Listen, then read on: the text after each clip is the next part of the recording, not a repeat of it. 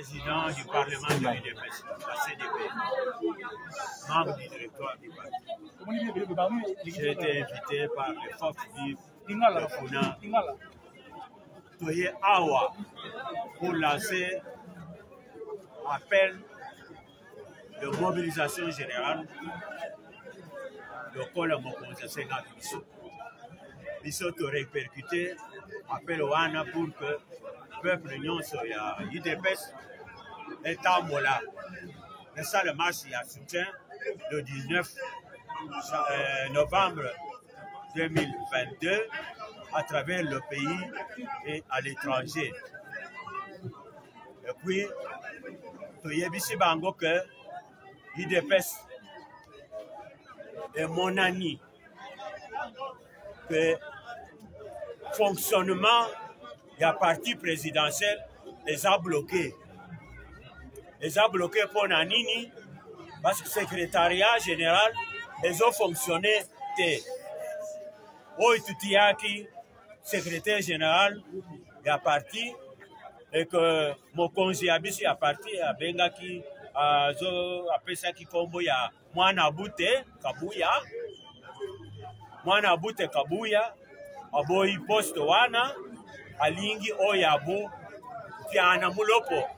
Ça veut dire président Aïe, Alandi, modèle, ignorance, la folie de grandeur, Yandekou Naye, la camarade Naye, la chef Naye, la Satan Naye.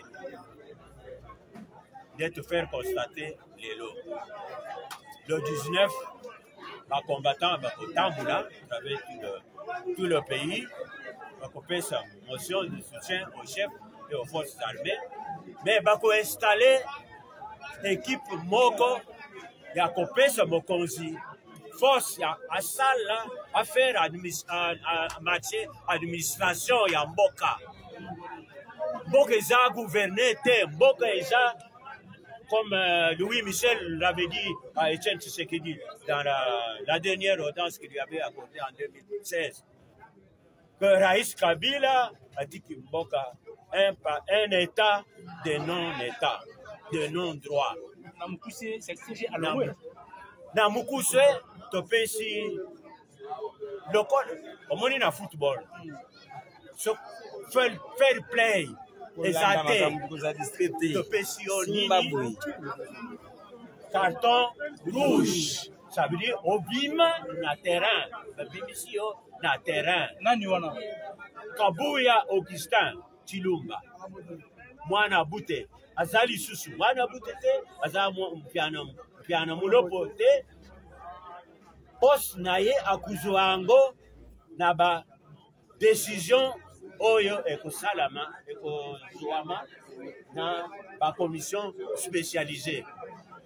Biso topesi message politique en constatant que parti elles ont fonctionné parce que Oitutiak secrétaire général a posé acte mon côté il y a un secrétaire général selon l'article 24 il y a statut na biso. Parti Ekoufa faute il y a secrétaire général. Bambate, parti Ekoufa, alors que Bisso, Tosa vivant, Ekousimbate, Tokotia, secrétaire général Moussous, après conclusion, il y a ma commission spécialisée. Merci beaucoup.